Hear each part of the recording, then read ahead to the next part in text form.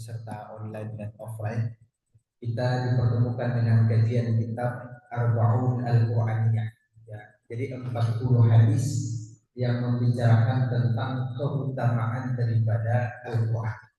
Nah, insya Allah dalam beberapa pertemuan ke depan kita akan baca hadisnya satu persatu dan kita jelaskan maksudnya daripada hadis tersebut. Tapi sebelum kita masuk kepada hadis yang pertama, saya ingin menjelaskan kenapa para ulama itu, ya ini penting kita ketahui, kenapa para ulama itu berlomba-lomba menulis 40 hadis. Jadi kenapa para ulama itu berlomba-lomba menulis 40 hadis? Setidaknya Imam Nawawi menyebutkan 3 alasan. Yang pertama, kata Imam Nawawi yang menyebutkan di awal daripada hadisnya. Yang pertama adalah man hafiza ala ummati 40 hadisan min amri dini ba'asahu Allahu fi zumratil fuqaha wal ulama. Barang siapa yang menghafalkan atau menjagakan 40 hadis daripada umatku tentang perkara agamanya, maka Allah bangkitkan dia nanti di yaumul kiamah bersamaan dengan kelompok para fuqaha, bersamaan dengan kelompok para ulama. Sehingga orang yang menjagakan 40 hadis, ya, atau orang yang mempelajari 40 hadis, lalu kemudian dia jaga dengan baik dan dia pahami dengan baik, maka dia nanti ketika dibangkitkan dari kuburnya dikelompokkan bersama fuqaha, dikelompokkan bersama ulama. Ini riwayat pertama. Kemudian ada riwayat kedua yang mengatakan man hafiza ala ummati 40 hadisan min amri din kuntu lahu syafi'an wa syahidan yaumil qiyamah. Kata Rasul begini, orang yang menjagakan 40 hadis daripada umatku tentang agama ini, maka aku akan menjadi saksi kebaikan kepadanya dan aku akan memberikan syafaat kepadanya. Jadi ini kata Rasulullah. Jadi riwayat kedua ini menjelaskan siapa yang mempelajari dan menjagakan 40 hadis, maka dia digolongkan bersama apa? Digolongkan bersama fuqaha dan ulama. Yang kedua, kata Nabi, aku akan menjadi saksi kebaikan kepadanya dan aku akan menjadi pemberi syafaat kepadanya. Kemudian riwayat ketiga yang datang itu adalah man hafizu ala ummati, ada riwayat Ibnu Mas'ud, ada riwayat Abu Darda, dan ada satu riwayat Imam lagi. Man hafizu ala ummati 40 hadisan min amri dini qila lahu, siapa yang menghafalkan menjagakan 40 hadis, maka dikatakan kepadanya, udkhul al-jannata min ayyi abwabin syi'ta, silahkan masuk surga dari pintu mana saja yang Anda kehendaki. Nah ini jadi kenapa tadi alasannya, kenapa para ulama itu berlomba-lomba menulis buku 40 hadis. Tadi ada 3 alasan ini menurut daripada hadis Rasulullah. Yang pertama apa alasannya? Nanti kalau dibangkitkan bersama fuqaha dan ulama. Yang kedua, dia mendapatkan apa? Syafaat Rasulullah dan menjadi saksi kebaikan yang diberikan oleh Rasulullah. Dan yang ketiga, diperkenankan masuk surga dari pintu mana saja yang dia kehendaki. Maka lantaran 3 hadis ini, para ulama itu berlomba-lomba menulis 40 hadis. Ada yang menulis 40 hadis tentang keutamaan Quran. Ada yang menulis 40 hadis tentang tauhid. Ada yang menulis 40 hadis tentang kaidah agama. Ada yang menulis 40 hadis tentang akhlak. Ada yang menulis 40 hadis tentang Imam Mahdi. Ada yang menulis 40 hadis tentang daripada yaumul qiyamah. Jadi ulama itu berlomba-lomba menulis 40 hadis dan mereka berupaya untuk menghafalkan dan menjagakan memahami 40 hadis demi meraih daripada keutamaan yang 3 yang kita sebutkan tadi. Maka tidak heran ya ratusan hadis yang dituliskan hanya 40 saja. Arba'un an-Nawawiyah, Arba'un al-Jununiyah, Arba'un al-Qur'aniyah. Ya gitu. Yang pertama kali menulis buku atau yang pertama kali menulis hadis 40 hadis namanya seorang tabi'in yaitu Abdullah ibnul Mubarak. Jadi dialah yang pertama kali menulis daripada 40 hadis. Lalu diikuti oleh seorang ulama namanya Muhammad bin Aslam At-Tausi. Ya, Muhammad bin Aslam At-Tausi. Jadi Abdullah ibn Mubarak, lalu diikuti oleh Muhammad bin Aslam At-Tausi. Lalu setelah keduanya, ya, diikuti oleh ulama terus menerus. Ya, diikuti oleh ulama terus menerus sampai kemudian sekarang. Jadi kalau Bapak pun seandainya nanti mau coba-coba mengumpulkan 40 hadis, nggak jadi masalah kumpulkan 40 hadis. Atau menghafalkan bahwa saya mau mengumpulkan 40 hadis nih, tapi saya mau mengumpulkan tentang keutamaan duduk di masjid. Nah, bagus, nggak jadi masalah. Oh, saya ini mau mengumpulkan hadis, tapi tentang apa namanya kekeluargaan, tentang keluarga suami istri dan sebagainya. Dikumpulkan 40 hadis.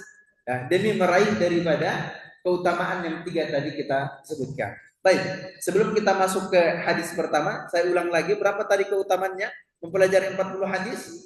3. Yang pertama apa? Dibangkitkan bersama fuqaha dan ulama. Bayangkan Pak, kalau kita nanti dibangkitkan dari alam kubur kita, kan nanti zumara wa zufara. Jadi orang kalau dibangkitkan itu berkelompok-kelompok. Tapi kita dibangkitkan, yang mempelajari 40 hadis ini, kita dibangkitkan bersama kelompok para ulama. Ini bayangkan kalau kita misalnya lagi ada pawai, lalu pawainya kita itu dikelompokkan bersama menteri-menteri. Nah, itu kan gagah, terasa gagah gitu. Kan gitu. Nanti juga dibangkitkan kita dari alam kubur kita, lalu kemudian kita dibangkitkan bukan bersama ini rombongan-rombongan yang kecil. Kita dibangkitkan bersama para fuqaha, bersama para ulama.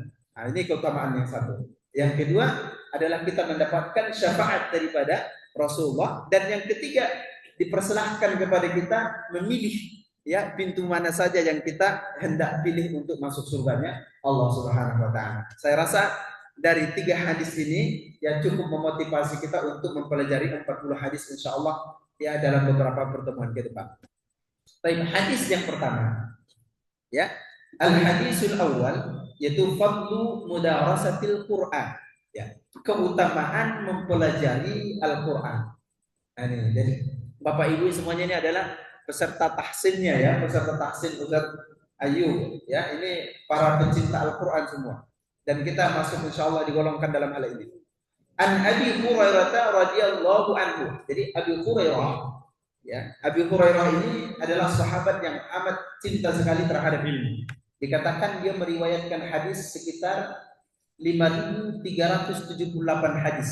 Ya, 5.378 hadis. Dan sekitar 380-an hadis itu sepakat disebutkan dalam Sahih Bukhari dan Sahih Muslim. Jadi Abu Hurairah ini ya amat ketika dia masuk Islam di tahun ke-6 Hijriah, lalu kemudian dia mulazamah terhadap Nabi sehingga paling banyak menghafalkan daripada hadis Nabi. An Abi Hurairah radhiyallahu anhu qala Rasulullah sallallahu alaihi wasallam wa majtama'a qaumun fi baitin min buyutillahi yatluna kitaballahi wa yatadarasunahu bainahum. Ini tidaklah satu kaum berkumpul di masjid Allah, di bait Allah. Mereka membaca kitab Allah dan mempelajari kitab Allah illa nazalat alaihim sakinah. Jadi ada 4 keutamaan yang Allah kasih. Ya, ada 4 keutamaan yang Allah kasih terhadap mereka yang berduduk bermajlis membaca kitab Allah. Mereka duduk bermajlis untuk mempelajari kitab Allah. Ada 4 keutamaan yang Allah kasih. Yang pertama, nazalat alaihimus sakinah. Allah berikan ketentraman pada hati mereka. Nazalat alaihimus sakinah. Jadi ketenangan ini, kedamaian ini, salah satu asbab untuk mendatangkannya adalah dengan berhalaqah, dengan berkumpul, ya, berkumpul, berzikir atau berkumpul kemudian membaca Al-Quran atau berkumpul untuk mempelajari Al-Quran. Ini bagian daripada upaya untuk meraih daripada ketenangan terhadap diri. Makanya dalam Al-Quran disebutkan huwallazi anzalas sakinata alaihim fi qulubil mu'minin. Dialah Allah yang menenteramkan atau yang memberikan ketentraman pada hati mukmin. Dengan cara apa? Salah satunya yang disebutkan oleh hadis ini adalah dengan ijtima' seperti kita ini. Berkumpul di sini dapat meraih daripada rahmat Allah, lalu kemudian memberikan ketentraman pada kita. Yang kedua, asbab untuk mendatangkan ketentraman adalah dengan menghadirkan keikhlasan. Maka dalam surat Al-Fatah dikatakan fa'alima ma fi qulubihim fa'anzala as-sakinata 'alaihim. Allah Ta'ala itu tahu apa yang ada dalam hati mereka, lalu Allah turunkan ketentraman pada hati mereka. Jadi ketentraman itu, sakinah itu dapat diraih dengan ijtimah, berkumpul seperti ini, berhalaqah seperti ini. Yang kedua, ketentraman itu dapat diraih dengan al-ikhlas, ya, menuju kepada ayat fa'alima ma fi qulubihim fa'anzalas sakinata 'alaihim. Yang ketiga, ketentraman itu dapat diraih dengan ar-ridha bima qassamahullah, yaitu ridho terhadap apa yang telah Allah bagikan. Ridho terhadap apa yang telah Allah bagikan. Nah, jadi untuk meraih ketentraman itu oleh ulama menyebutkan dengan 3 hal. Pertama adalah dengan menghadirkan keikhlasan. Yang kedua adalah ridho terhadap apa yang Allah bagikan. Dan yang ketiga adalah berhalaqah, yaitu berkumpul untuk membaca dan mempelajari daripada Al-Quran. Ini 3. Dari 3 ini salah satunya sedang kita jalani sekarang, yaitu membaca dan mempelajari daripada Al-Quran. Tapi itu yang pertama, Allah turunkan sakinah. Apa itu sakinah tadi? Ketentraman dan kedamaian. Yang kedua, wa ghasyiyatuhumur rahmah. Ternyata berkumpul majelis seperti ini, membaca Al-Quran dan mempelajari Al-Quran, itu juga faedah keduanya diliputi oleh rahmat. Pertanyaannya, ya, apa itu rahmat? Kita sering mendengarkan, oh Allah Ta'ala berikan rahmatnya, Allah Ta'ala berikan rahmatnya. Selalu kata rahmat itu kita dengar. Dalam Al-Quran, kata rahmat itu berulang-ulang. Ya, kata rahmat itu dalam Al-Quran berulang-ulang. Maka dari situ kita simpulkan saja maknanya. Rahmat itu bermakna an-nasru, pertolongan. Ya, rahmat itu bermakna pertolongan. Ya, kul man zallazi ya'simukum minallahi in arada bikum su'an aw arada bikum rahmah.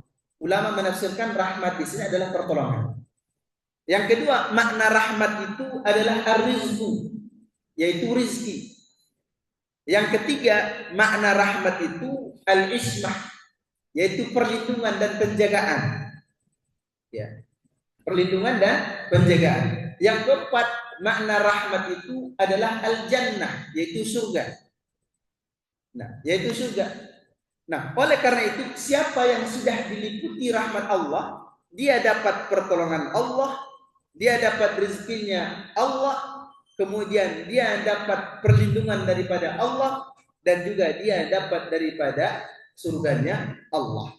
Dan kemudian yang kelima, dia dapat maafnya daripada Allah Subhanahu wa Ta'ala. Jadi kalau kemudian dikatakan bahwa berhalaqah seperti ini dapat menurunkan rahmat Allah Ta'ala, itu maksudnya adalah kalau sudah diliputi oleh rahmat, berarti dalam makna yang 5 ini telah ya tertancap dalam diri kita. Pertolongan Allah, ya, terus apa tadi? Rizki, kemudian perlindungan, keempat surga, yang kelima maaf daripada Allah. Jadi kalau dikatakan rahmat itu maksudnya. Kemudian keutamaan ketiga bagi orang yang membacakan Al-Quran dan berhalaqah Al-Quran dan mempelajari Al-Quran adalah uhaffathumul malaika, yaitu diliputi oleh malaikat. Ya, diliputi oleh malaikat. Jadi ada satu ayat yang menjelaskan bahwa para malaikat itu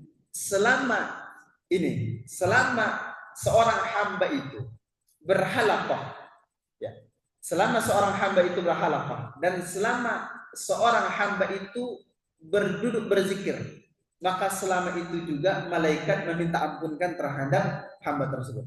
Ada sebuah hadis yang diriwayatkan oleh Daruqutni. Ya, sebuah hadisnya begini. Idza shallal mar'u wa jalasa fi musallahu lam tazalil malaikatu tastaghfir lahu Allahumma ighfir lahu warhamhu. Apabila orang itu telah usai sholat, lalu dia duduk di tempatnya dan tidak beranjak pergi seperti kita sekarang, maka senantiasa malaikat itu meminta ampunkan kepadanya dengan doa Allahumma ighfir lahu Allahumma arhamhu. Ya Allah berikan ampunan kepadanya, ya Allah berikan rahmat-Mu kepadanya. Nah ini hafathumul malaikah. Ya, bagian daripada yang diliputi oleh malaikat. Jadi hadis Rasulullah juga dikatakan ya ta'aqabuna fikum malaikatun bil laili wa malaikatun bin nahar. Malaikat itu silih berganti di pagi hari dan silih berganti di waktu sore. Malaikat rahmat, dan mereka itu mengatakan, melaporkan, ya, ini terdapat dalam Sahih Muslim. Hum qaumun la yashqa bihim jalisuhum. Mereka adalah satu kaum yang duduk dalam berhalaqah ini tidak akan sengsara walaupun hanya sekedar duduk. Ini hadis Sahih Muslim.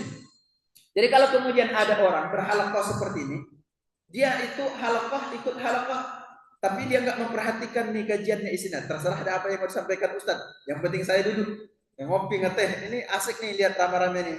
Nah gitu. Atau dia ada halaqah, tapi dia ini cocok ini jualan nih, dia jualan donat atau jualan yang lain misalnya gitu. Dia pokoknya duduk asa, duduk saja. Lalu kemudian kata hadis Sahih Muslim itu, hum qaumun la yashqa bihim jalisum. Mereka adalah satu kaum walaupun hanya sekedar duduk tidak akan sengsara. Mereka ishhadu anni qad ghafartu lahum, kata Allah, saksikanlah aku telah memberikan ampunan kepada mereka. Jadi kalau kita seperti ini, berhalaqah seperti ini malaikat yang menjaga kita itu telah melaporkan. Apa laporannya kepada Allah? Mereka itu berhalaqah, kemudian dijawab oleh Allah, hum qaumun la yashqa jalisuhum. Walaupun hanya sekedar duduk tidak akan sengsara. Washhadu anni qad ghafartu lahum. Saksikan aku telah memberikan ampunan kepada mereka. Jadi walau hanya sekedar duduk sudah dapat ampunan. Walau hanya sekedar duduk tidak disengsarakan.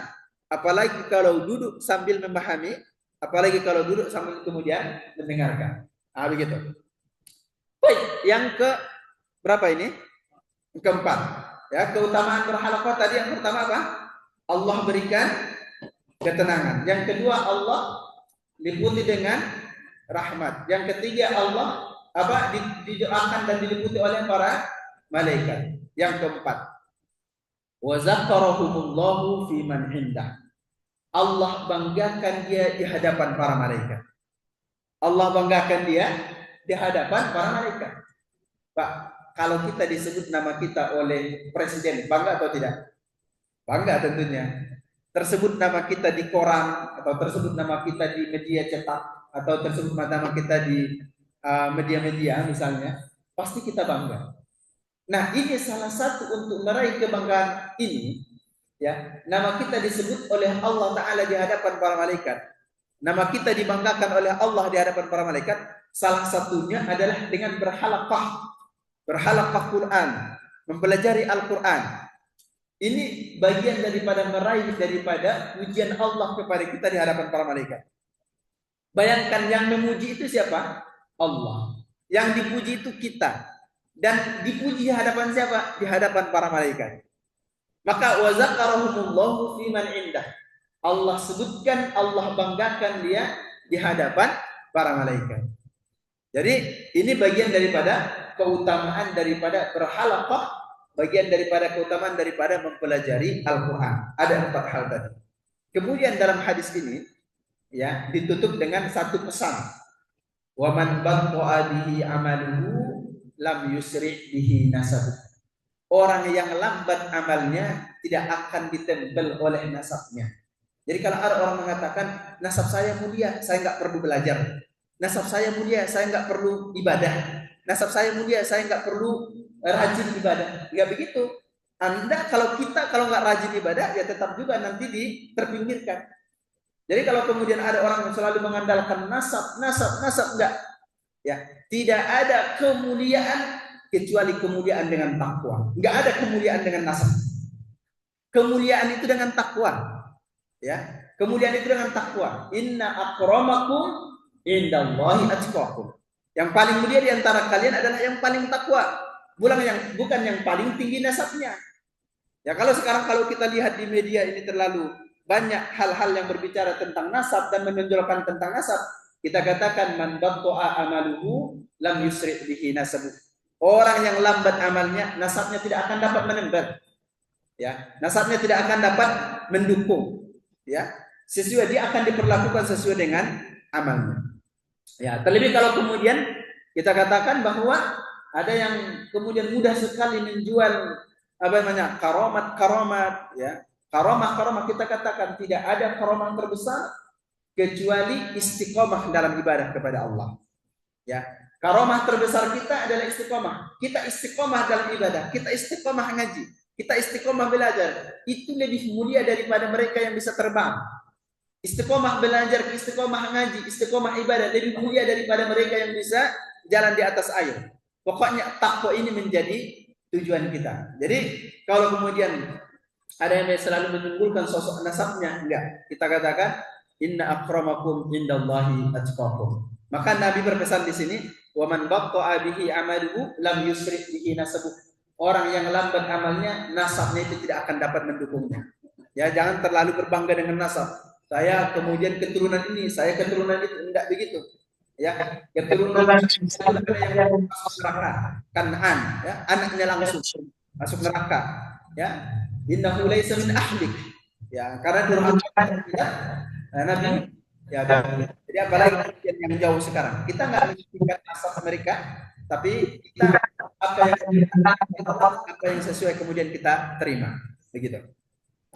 Baik, saya sampaikan ini riwayat dan juga daripada Imam Abu Dawud. Nah, jadi ini yaitu dalam jadi ada keutamaan Al-Quran yaitu yang telah kita jelaskan tadi. Hadisnya sahih yaitu riwayat daripada Al-Imam Muslim. Baik. Selanjutnya kita masuk pada hadis kedua. Kita sampai jam berapa ini? Sampai jam 6. So. Oh ya, baik. Hadis kedua.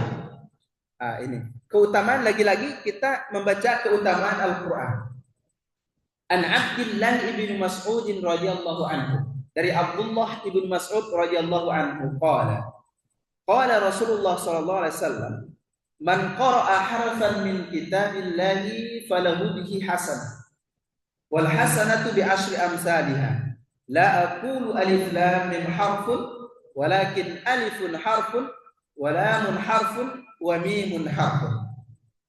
Barang siapa yang membaca satu huruf daripada kitab Allah, maka dia mendapatkan satu kebaikan. Yang satu kebaikan ini adalah 10 kebaikan. La aqulu alif lam mim harf. Aku tidak mengatakan alif lam itu satu huruf, tapi alif satu huruf, lam satu huruf, kemudian mim satu huruf. Nah, satu huruf Al-Quran. Ya, itu 10 kebaikan. Satu huruf Al-Quran 10 kebaikan. Tapi ini satu riwayat. Satu riwayat. Ada riwayat yang mengatakan yang satu Al-Quran 10 kebaikan. Ini apabila Al-Qurannya dibaca di luar daripada sholat. Apabila Al-Qurannya dibaca di luar sholat, maka kita satu hurufnya dapat 10 kebaikan. Tapi kalau kita baca Al-Quran itu di dalam sholat, maka satu hurufnya itu adalah 100 kebaikan. Jika sholatnya dalam keadaan berdiri. Jika sholatnya sholat dalam keadaan duduk, maka satu hurufnya itu adalah 50 kebaikan. Makanya kalau kita kemudian sholat, ya sholat kemudian jangan ayatnya tripul mulu. Ya, zuhur ini Allahu ahad, maghrib Allahu ahad lagi. Kemudian isya naik dikit qul a'udzu birabbil falaq. Kemudian subuh kalau sholat sendirian qul a'udzu birabbin nas. Jangan itu mulu. Kita harus menghadirkan ternyata satu huruf dalam sholat itu ternyata 100 kebaikan. Ya. Kenapa 100 kebaikan? Pantaslah ya 100 kebaikan. Ternyata dalam penyebutan huruf itu bukan hanya sekedar huruf. Dalam satu huruf itu ada makhrajnya, ada sifatnya, ada makharijul hurufnya, ada sifatul hurufnya. Maka pantas satu huruf itu adalah 10 kebaikan di luar sholat. Pantas juga satu huruf itu 100 kebaikan di dalam sholat. Ternyata dalam satu huruf itu mengandung yang lain, bukan hanya sekedar hurufnya saja, tapi ternyata ada makharijnya, ada sifatul hurufnya. Kita membaca Al-Quran dengan sifatnya, bertambah pahalanya. Kita ada membaca Al-Quran dengan makharijnya, juga bertambah pahalanya. Ya, maka aksara fi'lan kana aksara fadlan. Ya, jika banyak kemudian perbuatannya, tentu banyak keutamaannya. Nah, begitu. Jadi ini hadis ini riwayat daripada Al-Imam At-Tirmizi dan juga Imam Ad-Darimi. Status hadisnya adalah hasanun sahihun. Ya, semua hadis yang kita bacakan nanti ini semuanya hadis sahih. Jadi saya rasa ini sudah mendorong kita untuk nantiasa membaca Al-Quran.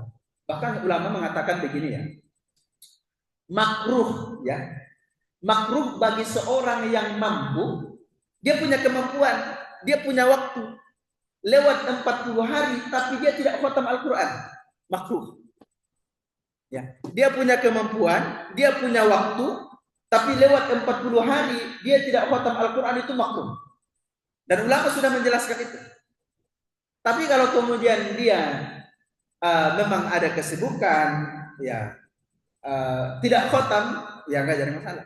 Nggak jadi masalah soal itu. Tapi kalau kemudian kita punya waktu nih, kita punya waktu, punya keluangan, tapi lewat 40 hari tidak khatam walau satu khatmah Al-Quran, maka dimakruhkan itu. Ya. Bayangkan itu hukum makruh adalah tidak disenangi, ya, tidak disukai. Ya, tidak sampai pada batas haram. Ya. Tapi begitu pentingnya kita membaca Al-Quran itu. Ya, begitu pentingnya kita membaca Al-Quran. Baik, ini adalah hadis yang kedua. Selanjutnya kita masuk kepada hadis yang ketiga.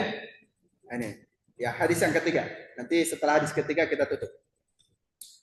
Hadis yang ketiga, syafa'atul Qur'ani li ashabihi yaumal qiyamah.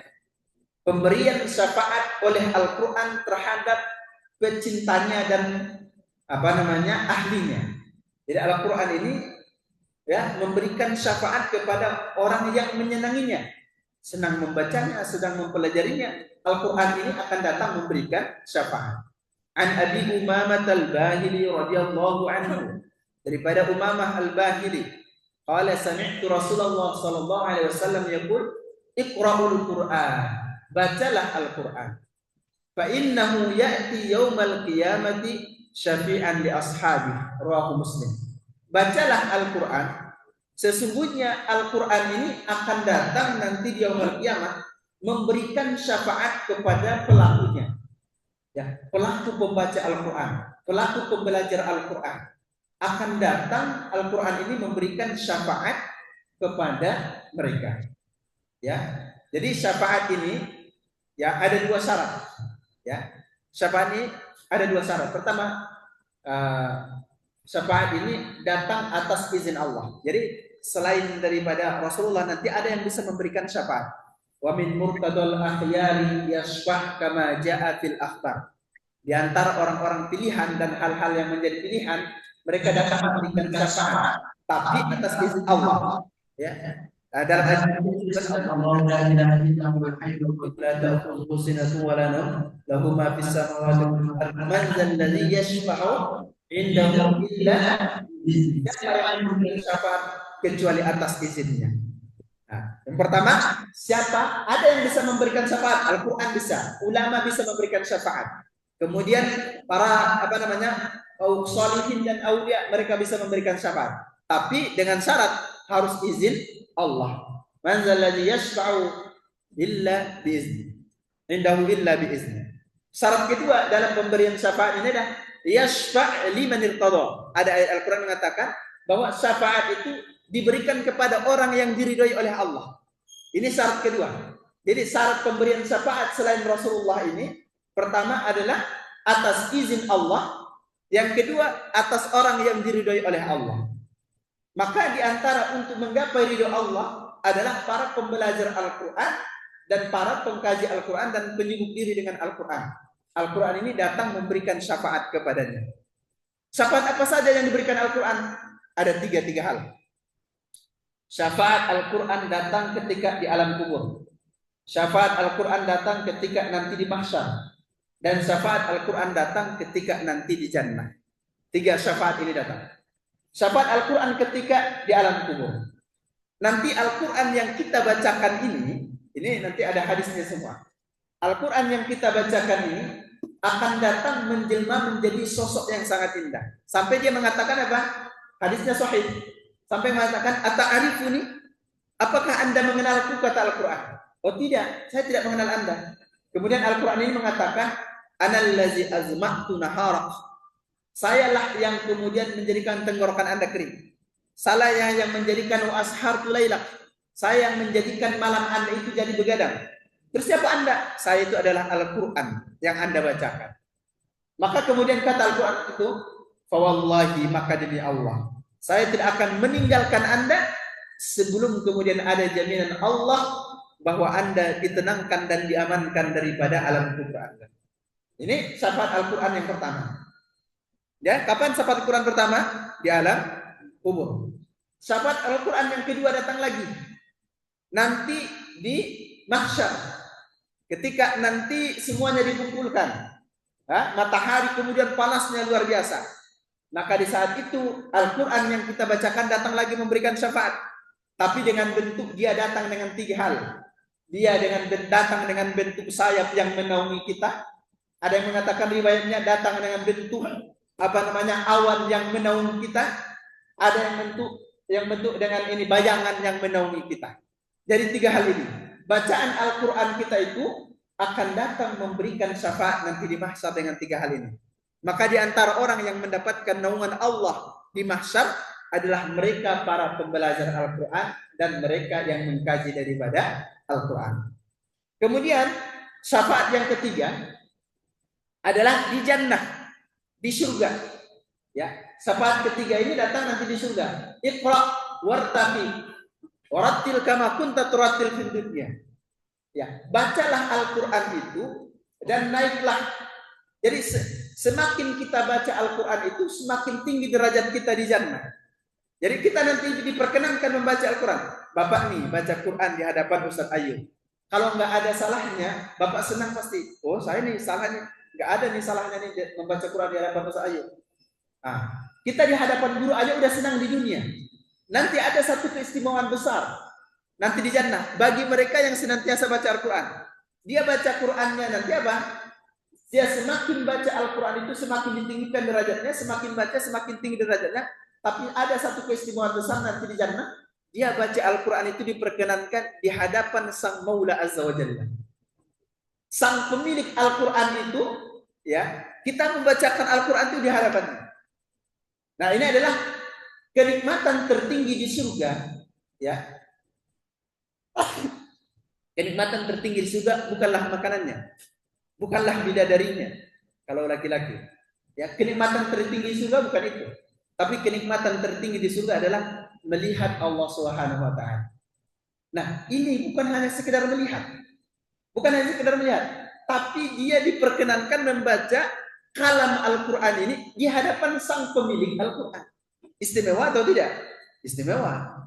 Maka ini adalah bagian daripada syafaat Al-Quran nanti, meninggikan daripada derajat kita. Maka Bapak Ibu, ya, sebelum saya tutup ini, karena kita sampai jam 6 udah syuruk juga.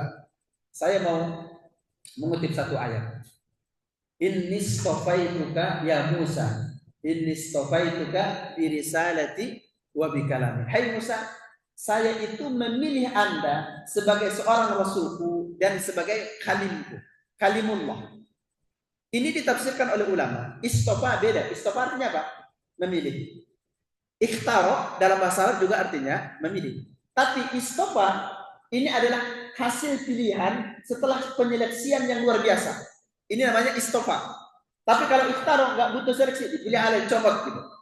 Nah, Allah menggunakan kata istofa. Inni istofaituka bi risalati wa bi kalami. Hai Musa, saya memilih Anda setelah penyaringan yang begitu ketat. Saya memilih Anda sebagai kalimku. Kalimullah. Siapa kalimullah? Nabi Musa. Ditafsirkan oleh ulama, Al-Imam An-Nasafi menafsirkan begini. Jika Nabi Musa disaring oleh Allah dan dipilih oleh Allah sebagai kalimullah, maka orang-orang yang menyebutkan dirinya membaca Al-Quran dan mempelajari Al-Quran, mereka adalah disaring oleh Allah dan dipilih oleh Allah sebagai kalimullah. Jadi kalau kita pembelajar Al-Quran ini menyebutkan diri dengan Al-Quran, mengkaji Al-Quran dan mempelajari Al-Quran, maka kita ini bagian daripada kalimullahnya Allah. Bagian dari gelar kalimullah ini kita dapatkan. Nabi Musa mendapatkan gelar itu setelah penyaringan dari Allah, maka orang yang menyebutkan diri dengan Al-Quran itu juga mendapatkan julukan itu karena sudah menjadi pilihan Allah. Maka dikatakan oleh ulama bahwa orang yang membaca Al-Quran itu seperti halnya sedang bercakap-cakap dengan Allah, ya, sedang berbincang dengan Allah Subhanahu Wa Taala. Baik, saya rasa ini dulu 3 hadis pertama, yaitu tentang keutamaan duduk berhalaqah mempelajari dan membaca Al-Quran, dan yang kedua keutamaan huruf-huruf yang kita bacakan dari Al-Quran, yang ketiga ternyata Al-Quran dapat memberikan syafaat kepada kita nantinya, ya, di alam kubur, barzakh, dan juga yaumul qiyamah. Baik.